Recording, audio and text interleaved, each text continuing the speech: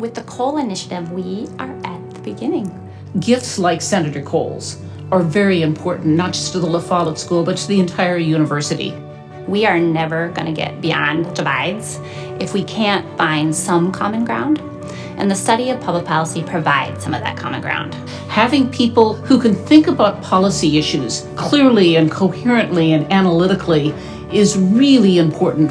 I've seen many of them go on to do really good things. Public policy is a way of thinking. It's thinking, what's the problem? What are the potential solutions? What's the evidence for and against something? And then what should we do about it? We know that undergraduates today care really deeply about civil society, about changing the world, making it a better place. Right now, there's no sort of targeted policy education for those folks, and what we're doing is we're providing that. I think it'll help me make a difference in society by teaching me what makes a leader. I wanted to see how these policies themselves are actually enacted, written, passed. I want to be that person to help people who were like me. They're enthusiastic, they're young, you can see the light bulbs going off on their minds and you can see them learning, and it's just a fantastic experience. Freshman year of high school, I didn't think college was in the picture because I think I would never afford it or get in. And it's just crazy how I'm turning the tables today. If we don't give kids an equal start, if they're not educated and they're not healthy, they're not going to learn, they're not going to earn, they're not going to be good citizens. That's the biggest need we have, and I think we can make a difference there. It did bring a whole new perspective because I'm learning what I've experienced. We're already seeing the impact of the Cole Initiative. I'm so thrilled that he was there to see it and to experience it with all of us. He has just very quietly gone about his work. I'm from an underrepresented background, and his contribution allows students like me to kind of get into this program. He's basically investing into the future. These students are going to go on to do great things, and they're going to be part of our legacy and part of Senator Cole's legacy. It's going to raise the reputation of the Follette School, and it's going to give the Follette School the ability to do even more in terms of service to the state and the nation. We're able to make Senator Cole's legacy our very own for generations to come. Your gift will not be taken for granted. I know for a fact the students here will take advantage of the help he's offering. Thank you, Senator Cole. Thank you, Senator Cole. Thanks, Senator Cole. Thank you, Senator Cole. Thank you. Thank you. Thank you. Thank you. Thank you so much, Senator Cole.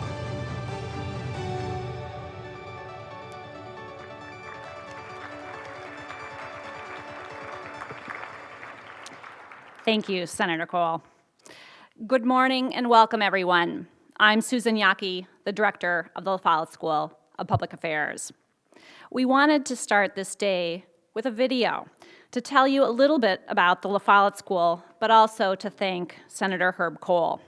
You may have heard that last year we were delighted to announce a $10 million gift from Cole Philanthropies, which was the largest donation in the Follette School history. That generous investment is and will change the future trajectory of our school in terms of increasing the exposure of our amazing faculty and their research, improving opportunities for our students, and also strengthening our role as a convener on important public policy topics. Today's inaugural policy forum is our first major public attempt to accomplish all three of these. The goal of today's forum is to bring a unique approach to discussing topics of interest to the Wisconsin health policy community. Each session brings together panelists representing researchers, policymakers, community leaders, practitioners, and clinicians. We're so fortunate to have these panelists and you as attendees from across the state of Wisconsin and across the health sector participating in this event.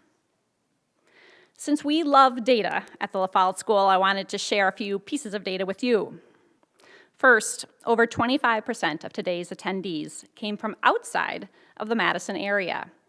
In fact, 47 cities are represented here, as well as 3 states. And there are over 113 different organizations represented here today as well. Thank you all for making the time and the effort to come. We're hoping to provide a different take on several very familiar health policy topics, And we're primarily going to do so through collaborative discussions across our diverse panels. Our panelists are going to try to do 3 things today. First, to talk about what evidence, data, and experience can tell us about these important topics. 2, to think about innovative solutions that we can apply now and in the future. And 3, to try to find some common ground where there might be opportunities for collaboration across the policy continuum. We have an amazing agenda. We're featuring 2 excellent keynote presentations and 6 breakout sessions with over 35 professionals working in the health policy arena. The details are laid out in your program.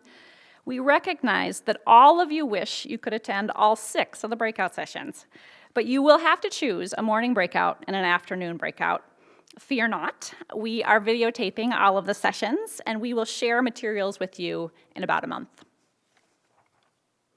We're overjoyed that over 400 individuals from so many aspects of health and healthcare are registered to attend today. Thank you. As an educator, I'm also thrilled to see so many students here. I hope you can make the most of the opportunity, students, to meet new people who share your passion with health policy. In fact, we're closing today with a networking reception. We hope you can stick around after the formal presentations and enjoy each other's company. Before I introduce our speaker, I want to highlight 2 final things. First, since we are a school of public policy, we love analysis and we strive for continuous improvement. You have the opportunity to help us with that, and that's by filling out your evaluation form. Please do so. We take that information very seriously. We're going to have one of these next year, too. You can help us make it better. I also want to thank our media partners, Wisconsin Eye, WisPolitics, WisBusiness, and the Wisconsin Health News.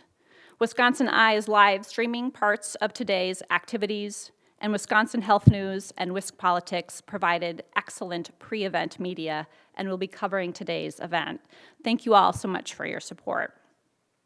Now it's my honor to introduce our next speaker. Governor Jim Doyle served as the 44th governor of Wisconsin from 2003 to 2011. Governor Doyle is recognized as a national leader in healthcare, energy, natural resources, and biotechnology. Governor Doyle is a graduate of Harvard Law School and earned his bachelor's degree at UW-Madison. He's demonstrated a lifetime commitment to education and public service.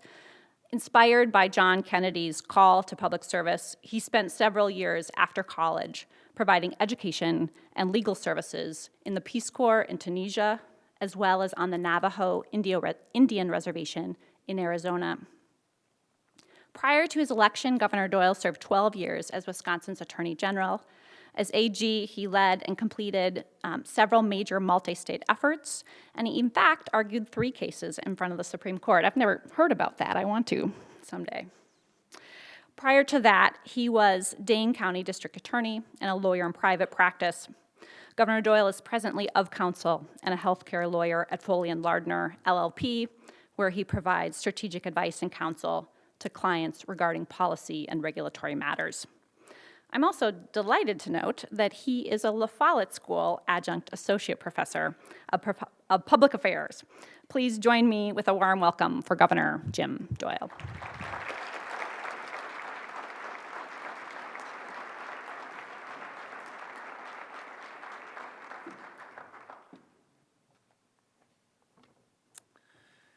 Well, good morning, everyone. I am really delighted to be here since this brings together a number of things that have been very, very important in my life. First, I want to acknowledge my dear friend, Senator Cole. This is the largest, but by no means the first significant contribution that he has given to the Follette School. And his commitment, as I said briefly in that video, in just a quiet and unassuming way to just do things that make a difference in people's lives in Wisconsin has been extraordinary. I'm also really pleased as a somewhat member of the Follette world under Susan's great leadership to be here for the first major policy forum as a result of Senator Cole's gift. I've taught at Follette for a number of years. I've had wonderful students that I have seen go on to doing really great things. I've seen the extraordinary faculty, the growth and reach of La Follette School throughout the state and country, and it's doing great things and is going to be doing even greater things as we move forward. And finally, I'm here for my main reason, which is to introduce our keynote speaker, Drew Altman, who is one of the real thought leaders in health policy in the United States, and the president and CEO of the Kaiser Family Foundation, of which I happen to be the chair of the board. So I am really pleased to see my friend and colleague Drew here with us.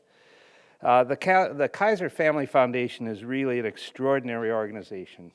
It is, I think, the national leader in health policy analysis, in surveying and polling public opinion around health policy, and now it has emerged as the largest health news bureau in the United States. Is Kaiser Health News, and probably the world even. It is the largest single collection of health policy reporters in the country. It has been an extraordinarily important organization for many years. In Wisconsin, I first became deeply involved with Kaiser and used their material and their expertise. I've had a chance to talk to a number of people in the room who were with me when we had the biggest expansion of health care of any state in the country prior to Obamacare, when we expanded Badger Care, and made it. Wisconsin had become at that point, unfortunately, we had a few years of kind of backing away from this commitment in the last 8 years, but at that point, only Massachusetts had a higher percentage of its people covered with health insurance. And much of that work was the result and based on the kind of analysis and policy analysis that Kaiser Family Foundation had done. So we were like many states in this country that had relied on some really great work to help make sure that people of our states had access to health care. Today, as you can imagine, the issues of health care are incredibly politicized, like almost everything. The ACA and Obamacare were the lightning rods of the political life in this country for a number of election cycles. Medicare for all is now the political issue going on in the Democratic primary for president. The really significant issues that people are facing on the ground of higher deductibles and higher co-pays, surprise billings are those that are among the very highest the issues that concern more people in the country than others. Drug prices, pre-existing conditions, even coronavirus now is a political issue. If you're a Republican, this is all a Democratic hoax that's being played up by the media. And if you're a Democrat, it is a terrible job being done by the administration. And trying to get through all of that to the actual truth of what's going on is something that is very important to the people of the country.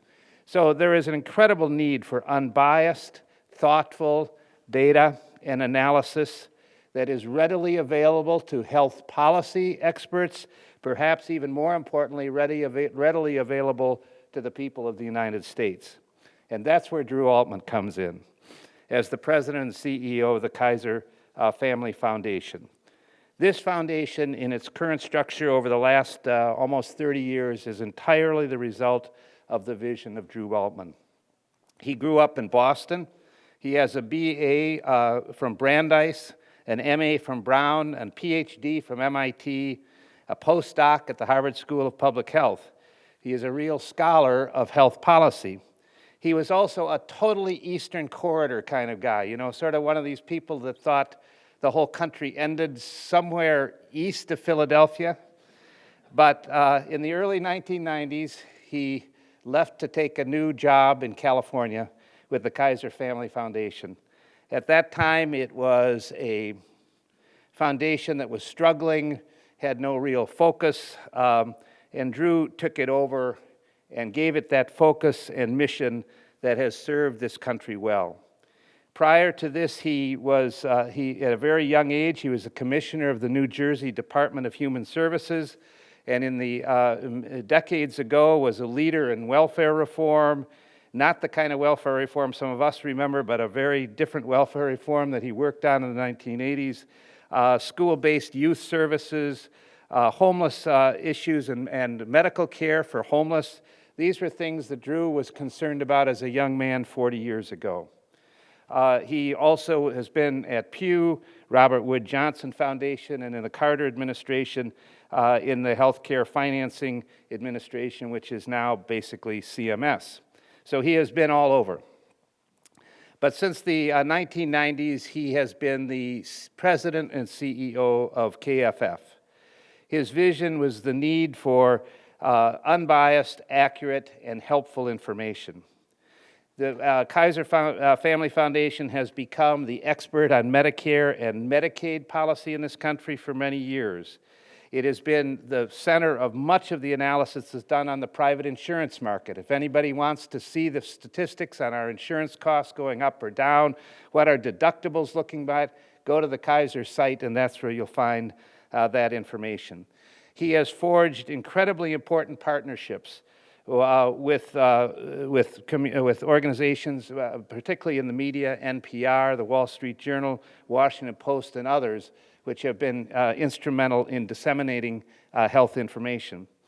A number of years ago, about 10 years ago, Drew understood that having a great deal of detailed data on a website and in professional journals may be useful for all of you here who study policy, but may be a little difficult for people who are out in the real world trying to figure out what's going on.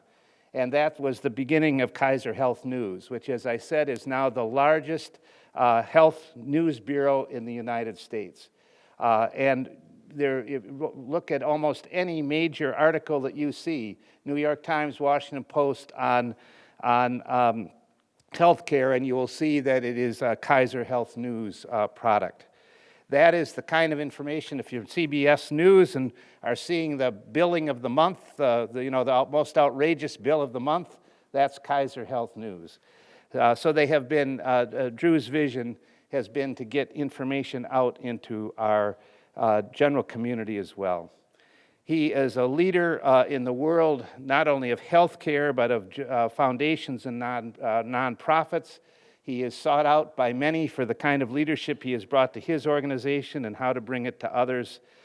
He has been a significant thought leader. He is the kind of person that presidents and secretaries of Health and Human Services and others turn to for advice, congressional leadership, and we are really delighted to have him in Madison. So with that, I give you Drew Altman.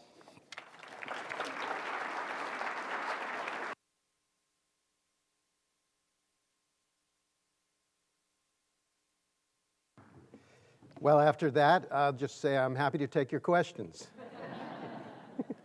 First of all, I can't believe the crowd that's here today to talk about health policy on a Monday morning. This is amazing. It really shows you that our issue is the #1 issue, and it shows me that maybe Madison is the heart of health policy in the country. So thank you all for coming out. Every time, that was more than a little over the top. And when I get elaborate introductions, I like to tell one of my favorite stories. It's a true story of a letter I got a million years ago from my then 99-year-old grandmother the day I got my PhD in political science at MIT. And literally all it said was, "Dear Drew, about that degree, congratulations. So what are you going to do, open a political science store?" She would have given a short and very different introduction than the one Jim gave. Jim Doyle is the greatest governor who was a Packers fan in the history of the United States. Have you heard the rumor that they're maneuvering to make him the Democratic vice presidential candidate to take Wisconsin? I want you all to start tweeting that now. There's one other. It started here. There's one other thing that I have to tell you. One time when I was in government, it was actually when I was in state government, there was a profile on me. It happened to be in the New York Times. And it described me as a nice guy trapped in a deadly serious face. So I'm really happy to be with you. I'm happy to be here with Jim. I'm happy to be here with Mia, who was once a Kaiser or KFF Barbara Jordan Scholar. So we take great pride in her being here today as well. We're kind of the bookend keynotes. That's amazing, and Barbara would absolutely love that. All right, I decided I would try something a little screwy today. We'll see if it works. I don't tweet much, and I'm not very good at it. I'm about as good at tweeting as the Packers were at stopping the Niners' running game. So naturally, I thought I would organize a talk around a bunch of tweets that I did in January. And I'm told by the Twitter people that it's a thread, certainly, or it's a Twitter storm, but it's not a rant because I wasn't angry. And I'm not angry about any of it, but it's my ranking kind of one day in January of what the big developments have been in our field over the last decade, because we're starting a new one, and also where we are today. Just a couple of notes. One, my first issue on my list is not the ACA, but the rankings are somewhat arbitrary, I have to admit to you, and I'll talk about that. And secondly, this isn't about Wisconsin. I don't know a lot about Wisconsin, so if you ask me a question about Wisconsin, you should also yourself have the answer to your question. I do want to start with this just a little bit because Jim touched on it actually beautifully, but I just want to spend a second on us because I never assume people know. This is an organization that we established, or I established in the early 90s, what we call the new KFF. I am from Boston. I went out to California to become tall and blonde.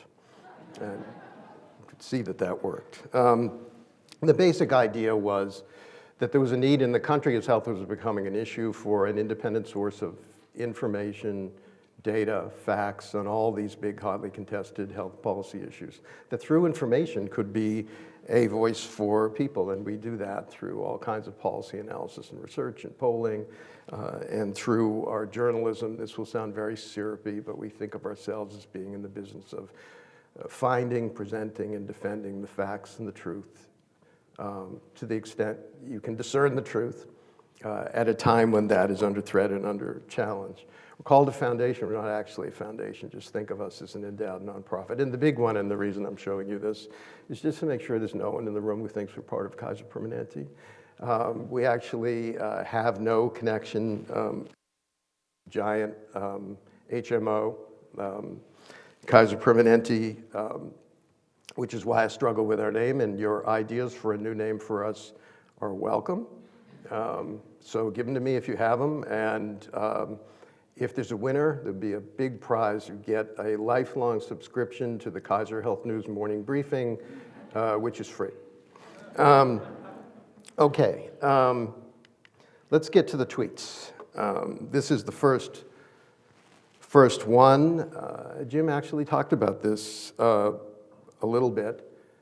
To me, one of the biggest developments of the last 10 years, possibly the biggest development of the last 10 years, is the degree to which he used the word lightning rod. Our issue became a lightning rod for the partisan divide in the country. It's not just that we're affected by the partisan divide. Unfortunately, we became the poster child of the partisan divide, and that was not exclusively, but was mostly about Obamacare, and it was also about attitudes and views towards President Obama. So that today, healthcare is both a symptom of our broken political system and the partisanship, but it's also a continuing cause of that as well. Interest groups are still truly important. Who would ever pretend they're not? They're especially important in legislative debates. But honestly, the two biggest changes I've seen in my now long time in health policy are first, the gradual shift of our whole system to a for-profit healthcare system, and I would say that whether we're talking about for-profit or nonprofit institutions, and this deep partisan divide which pervades everything that we do. So here's what I'm going to do. For every tweet and every point that I make, I've picked some illustrative data which makes the point I want to make, and it should make the point I want to make because I picked it. This is not a submission to a refereed journal. And I'll just start with this. We've been polling on the ACA every month since before there was an ACA and then since. And you can see over on the left side of the slide the general picture, which is one of stability, popularity increasing recently, mostly driven by Democrats and independents. I'm not going to talk too much about that. The right side is what I really want to talk about. Because this opinion is not randomly distributed and it masks or camouflages the sharpest, most virulent partisan divide imaginable. And you can see that in those numbers there. Now, I'm not going to take the time to show this to you, but I could show you that there are partisan facts, there are partisan perceptions, there are even different experiences based on whether you are a Republican or a Democrat. You feel differently about your experiences with the ACA, even if demographically you're similar. But just to drive this point home, I chose an old slide from a survey we did with the Commonwealth Fund some time ago. So you would think that physicians at least are evidence-based, so their opinions on the ACA would be randomly distributed. This to me is the most depressing finding of all about partisanship in our field. There's really only one thing that predicts the views of primary care physicians on the ACA, and it's whether they are Republicans or Democrats. So that's the first really big development. The next one is the issue I spend the most time on. I think it's probably the issue I care the most about. While we have all been focused on the ACA, there has been kind of a quiet revolution in what insurance is in the country.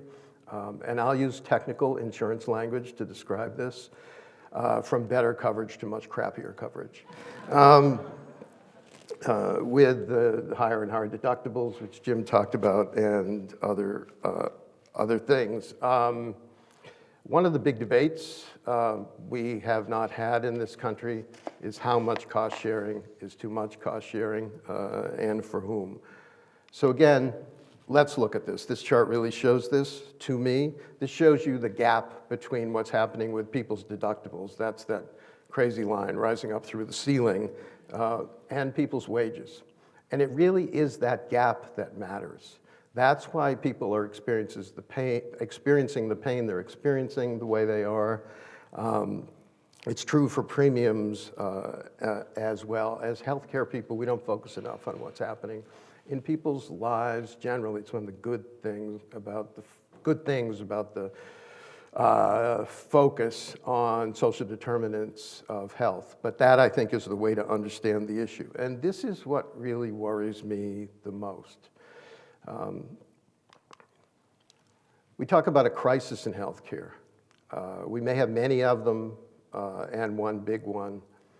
But the crisis we don't talk enough about are the affordability challenges for people who are sick, people who have major medical conditions. And you can see that here in the slides. About 40% of people with a major medical condition can't pay their bills. 60, 70% are cutting back on care, depending on whether they have decent coverage or very high deductible coverage. In a way, it's not surprising, right? Sick people use more medical care, but it is the opposite of how a compassionate and functional healthcare system should work. Who we should take care of first and most of all are people who are sick. Then there's one other group that I really worry about, and this also is a crisis, and these are low-wage workers, lower-wage workers. If you look at the box there, that blue box, that math just doesn't work. You can't afford health care if that is the math that you live with in your life. Also, in addition, they pay much higher deductibles, more than $1,000 more on average per deductible. It eats up a much bigger share of their income. These are folks, along with the uninsured, who Medicare for All would actually help a lot. And I've often thought that big companies should more seriously consider income relating what they do. Some do, not very many. Some universities do. It's a little complicated to do it, but it certainly would make sense, and that's why it would make sense. And behind this is just a reality. of life in America. And you could see here the significant percentage of people, it's about 4 in 10, who say they'd really struggle to pay, cannot pay just a $500 medical bill. That's not a giant medical bill, but it is 7 in 10 people who make less than $40,000 a year who say they can't pay a bill like that. A lot of these people were Obama voters, a lot of them are Trump voters, some of them are Bernie voters now. When we do the focus groups and kind of talk to people around the country, there's just a desperation for a solution, if not for a savior. We've just come through a period where health spending, no actual person would experience it this way, but as measured by us experts, has moderated and is continuing to rise at moderate levels by historical standards. We have no agreement in the field about why that is. My best guess about that is it's a combination of slow wage growth and also the increase in cost sharing that people are experiencing, which dampens the utilization of health care. But what we are not controlling, what we are not dealing with, and what really is the heart of our cost problem are the prices of healthcare services. Many of you will remember this famous piece, I think it was from 2003, which was written by my friends Jerry Anderson and the late, great Uwe Reinhardt at Princeton University, entitled, "It's the Price is Stupid," because it is the price is stupid. Sometimes I think that the basic, most general difference between our system and the other systems is that all the other systems are different in the developed countries, but they have a way to control the total resources that go into the system. And then they leave folks, health professionals and healthcare institutions, relatively alone to function as professionals. We do things exactly the other way around. We have no control over the resources that go in. In our fragmented system, we have no control over prices, and then we make everybody miserable because we micromanage them to death. Sometimes think that you could make a grand bargain in health, but I've never been able to operationalize it, in which you would trade some spending, give up some money for greater professional autonomy and freedom again. But again, I've never known how to make that work. Here are some of the illustrations. So you may be familiar with some of this. The appendix must be smaller in Australia because we spend 3 times more for appendectomies than they do there, or 4 times more for bypass procedures than they do in Switzerland. And we don't have the Alps, and we also don't have the beer.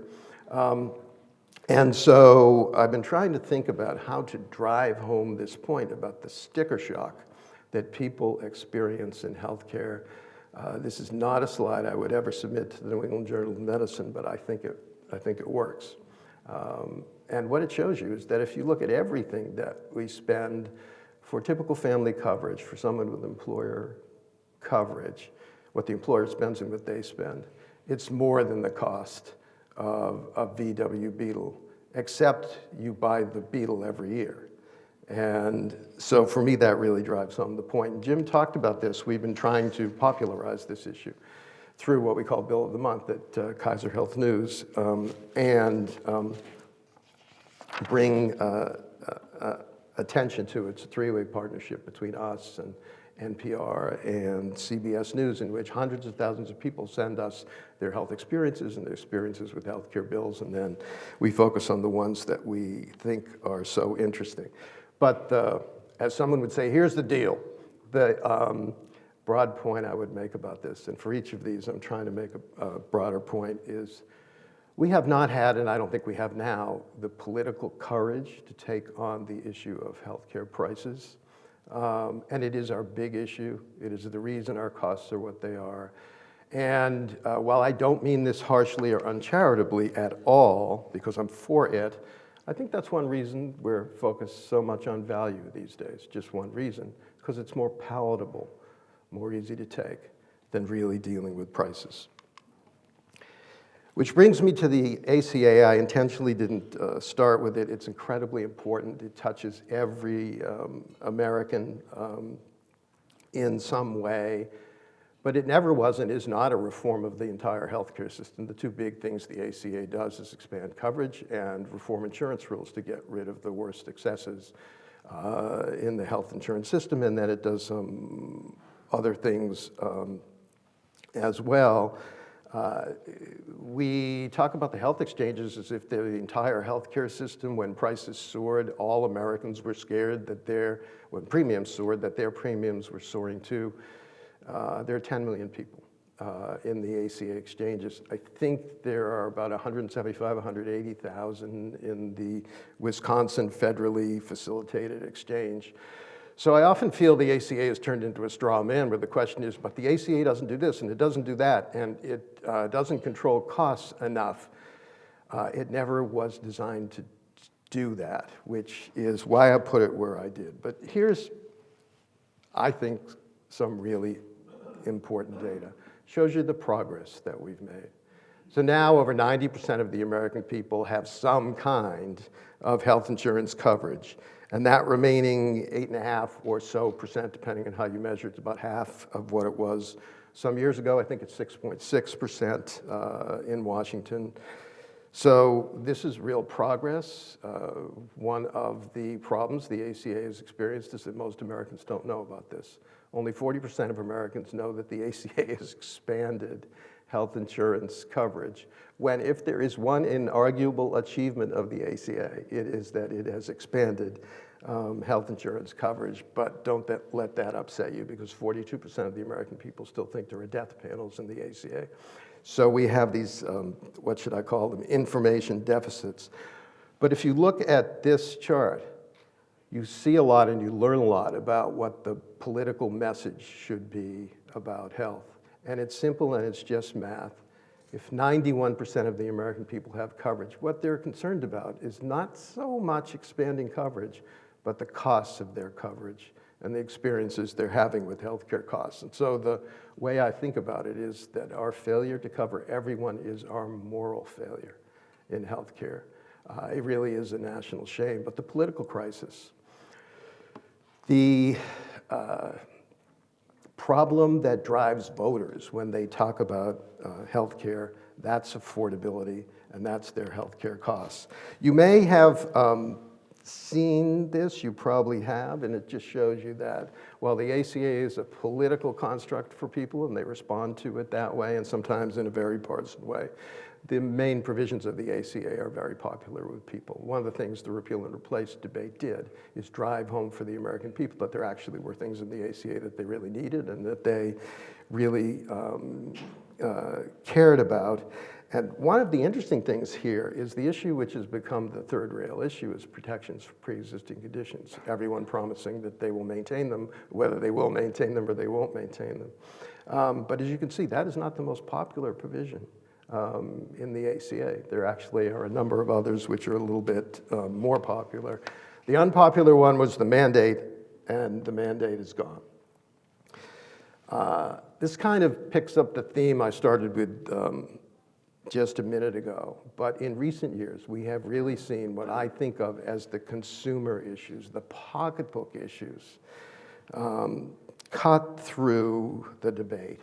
And you see that especially in the health agenda in the House, Nancy Pelosi's health agenda with the focus on drug costs, and surprise medical bills. Look, if you push me, I will tell you that my prediction would be that nothing will happen. It's just going to be too difficult to reach agreement on this, but it is significant that that is what they are focusing on. And this is why, and this is another really important set of facts for me. It is amazing to me that people are more worried about their health care costs, not just their unexpected bills, by which they mean more than out-of-pocket care, by the way. Their unexpected bills, but all their health care bills, than they are about paying the rent or the mortgage. I mean, that's just striking to me and a very big deal. And over on the other side, you can see why, some of the consequences that people experience as a result of this. Taking an extra job and working more hours, increasing credit card debt, using up most of your savings. I sometimes think we focus on the wrong things in health. In classic health services research, we focus on a number of measures, of which the central one is always, do people have a usual source of care? I kind of believe that being forced to take a second job or a third job, or using up your savings or racking up credit card debt might be worse than not having a usual source of care. But we don't focus enough on the economic or pocketbook dimensions of these issues. Which brings me to the difficult issue and the most incendiary issue, which really is this question of Medicare for all. The politics of this are very different. For people who believe fervently in Medicare for all, you're kind of either with them or against them. And then the other side doesn't like it at all. I'm just going to give you a little analysis of this. I never reveal, we don't do this at Kaiser, sorry, my personal views. But I promise you, you cannot guess what my personal views are on Medicare for all. Anyway, since we've had the words to use, thanks to Bernie Sanders, it's been very popular. And when we go back before this, when we used other language like single payer or a national health plan, we can see that the popularity of the general idea, the slogan, the concept, the goal is pretty strong, and it has also risen. But the thing I want to emphasize is that we are at an early stage in this debate. And so the debate we're having about Medicare for all today bears no resemblance to how the public would react to a debate about Medicare for all if there were real legislation and there really was debate about trade-offs and the interest groups were all doing their thing. So I have a column, my little Axios column up today about that shows that half of people who support Medicare for all don't know that you would lose your private coverage. It doesn't mean they would not support it if they knew that, but they don't know it. So we're at a very, very early stage here. And you might also note here that while losing private coverage has been, the big issue, that's the third rail for Medicare for all. It's the thing the CNN moderators, I always have an issue with CNN, sorry, focus on the most. It is not really the worry that hits people the hardest. That is the concern you see there, that people might just not get the care they need. That's actually a bigger Achilles heel. And so we see this in our polling. The less the change, and I would say, though I didn't put it in the slide, the greater the choice, the more the sport. It's just kind of logical if you think about people and what they worry about, and that is why AOC acknowledged, I think, that we shoot for the advocates of it shoot for Medicare for all, but it wouldn't be the end of the world if you got a big public option or words to that effect. This is an issue we work on a lot, and I want to talk about because to me the silence on Medicaid in the current debate has been deafening,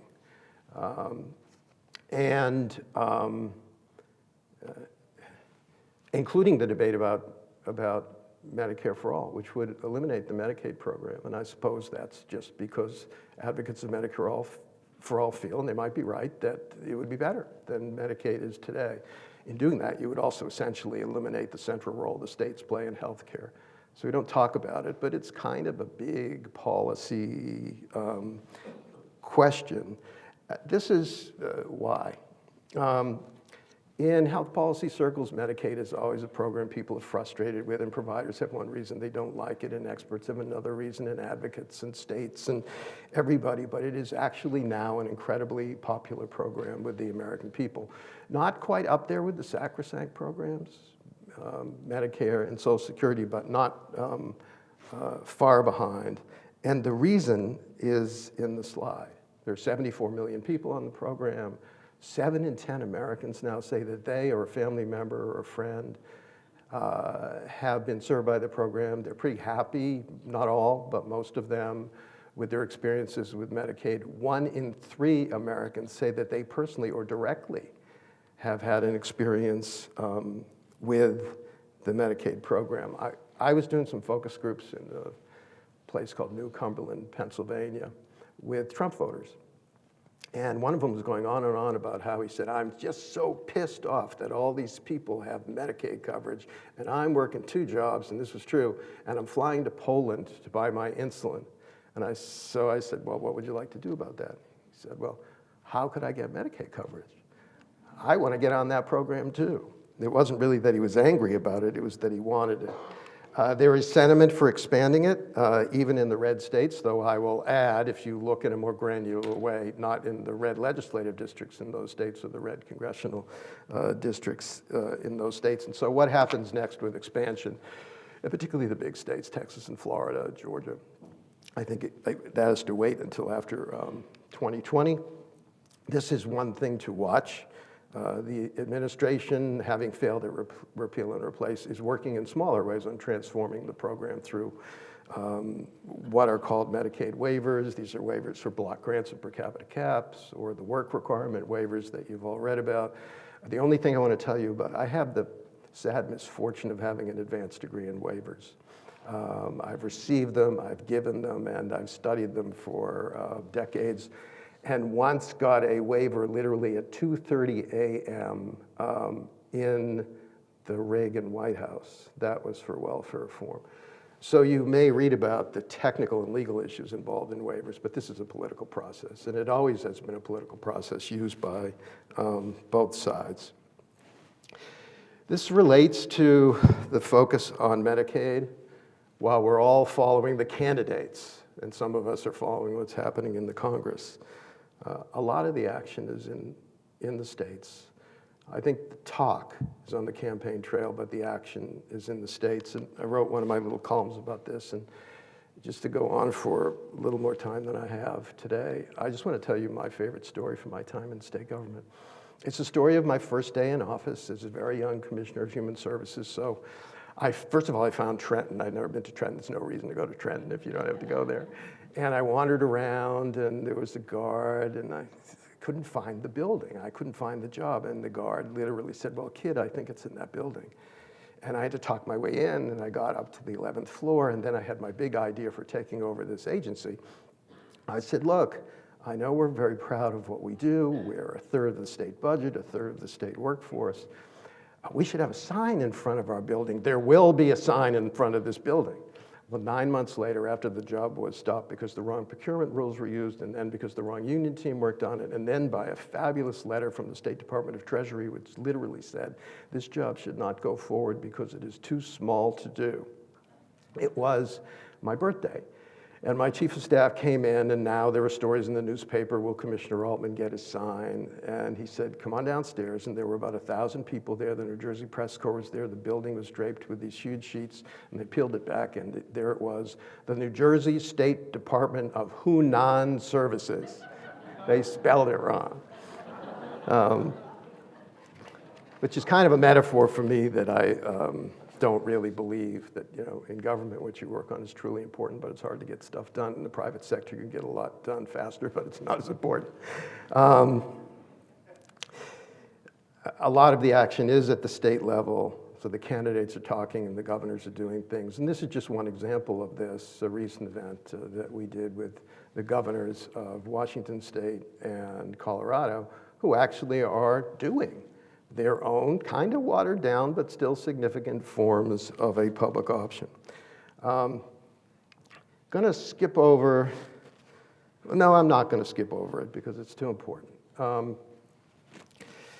We saw a new focus over the decade on social determinants of health. This is just truly important. If we're going to deal with the real problems of people, it's what I dealt with when I organized homeless programs and programs for people with HIV and other programs many, many years ago. But you may have seen this study, which found that the effort that got the most attention back in Camden, New Jersey, in a randomized controlled trial didn't produce any results. So what to make of that? And I just want to touch on that because I'm betting you've seen this. Look, I think we have to provide non-medical services as a part of what we do if we're ever going to reach the populations we really care about. At the same time, there's little reason to believe that what we do in healthcare can undo the ravages of poverty or the lack of affordable housing or violence. So those are really different things. And I think, therefore, that our focus now on the social determinants of health is all important.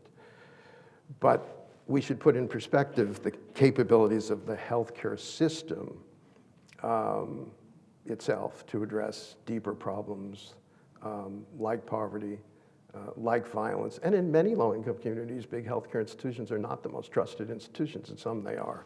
So that's a challenge as well. I'm going to skip over the opioid epidemic and coronavirus, and we can come back to that in a minute if you want to. I just want to bring us up to the current day and then close, which is the election, which of course in Wisconsin will be pivotal. So here we are. Our issue is the #1 issue. That's a really big thing. We haven't seen that much in our lives in healthcare and health policy. I just picked a couple of polls to show that to you here. The exit polls from, I think, 2018. A recent poll we did actually on climate change with the Washington Post, but we saw it as well in all the caucuses and in all the primary states. So we are the #1 issue, but we also exaggerate the importance of that in the election. And the media absolutely exaggerates it, especially my friends at CNN. So you flip on, it's the #1 issue, it's a healthcare election, it's a healthcare election. It actually isn't really a healthcare election, because the thing to keep in mind is that #1 issue is not the #1 factor that drives people to vote.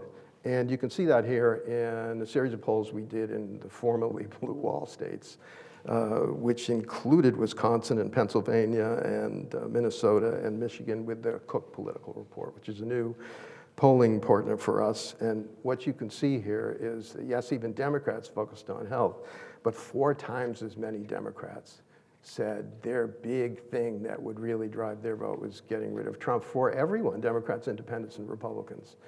The voting factor was Trump, not any issue. For Democrats, getting rid of him, and for Republicans, obviously keeping him. And while I said I wasn't going to show you anything about Wisconsin, since we did the poll in Wisconsin, you see the same results in Wisconsin. So that 41% of Democrats in Wisconsin said the big issue that was going to drive their vote was Trump. Just 6% picked health care. So again, #1 issue is not the same thing as #1 factor in the vote. The way I think about it is that stands on issues in campaigns. Jim would know much more about this, but my view is that stands on issues in campaigns are a way that candidates signal what they are about. What they believe in. Are they for bigger government or smaller government? What is a priority for them? Yet we fixate on the details of all of these plans, which will never emerge, if they ever emerge at all, in any form resembling the current proposals being made by the candidates. So in this Washington Post op-ed, I called this fixation, at this early stage, planitis, because I think we do have it. So just to sum up and make one final point, it really was a decade of great progress on coverage, but really less so on costs, and our big issue is prices. And everything we do is affected by the partisanship, which pervades not everything, but most of the big issues we work on in health. I want to end with what I will loosely call a rumination, as opposed to a remunerectomy, which we have too many of in healthcare. And it is this. We're a big field. And as I go around, to different events like this event, and many others, which are not health policy events, I find that people have very different priorities, and they're focused on different things. And that's okay, because we're a big field. But in some ways, it's also an issue. So you can see here, the policymakers and the politicians are focused on the ACA and now more Medicare for all and the public option, and the media follows that, and they're focused on the same things. And healthcare practitioners, some experts, purchasers are focused on driving more value in healthcare. I will tell you a concept which does not connect with average people. I was kind of grilling mercilessly another person in a focus group in Texas about this, and finally the guy looked at me and he said, "Stop asking me questions about value. If I want value, I'll go to Olive Garden." So here's another way to just think about this. Same thing. The employers are focused on their premiums. And in Washington, they're focused on the effect of Medicare and Medicaid on the federal budget.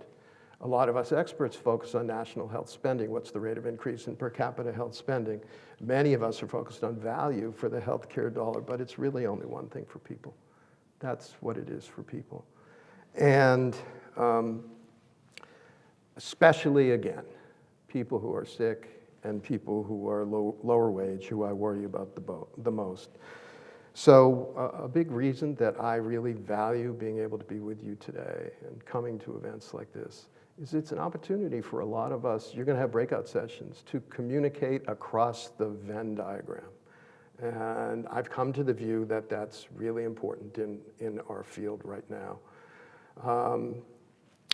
And I would end just with a plea, which is that whatever part of this you're focused on, we all have to work harder to connect what we do to people and their everyday problems in healthcare, because that's the reason we do the work we do.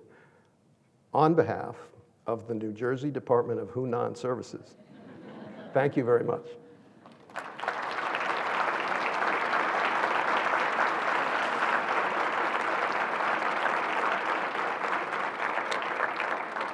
Do I have time for questions or not? People are up with Drew, mics. I think we're right at quarter after, so Okay. I think we'll wrap up there. Thank you so much. Can Yep. we have one more round of applause for Drew? Thank you. Hi, everyone. I'm Lisa Ehlinger. I'm La Follette's Outreach Director, and I just have to reiterate Susan's thank you for being here today. We are just thrilled with this turnout, so thank you for making the time. I just wanted to quickly provide some tips to help you navigate your way to the breakout sessions, which will start at 10:30. If you're interested, and there are staff around, there's signage to help you too, but if you're interested in the healthcare access and coverage panel, you have the longest stroll. So if you go past the information booth and head left, it's at the far end of the building. If you're interested in the Caring for an Aging Population panel, head the same direction, but you will see halls HIJ about halfway down. And if you're going to consumer-driven healthcare, you have the easy route straight across from the ballroom. So again, we'll start at 10:30, and then we'll be back here at noon for lunch. Thank you.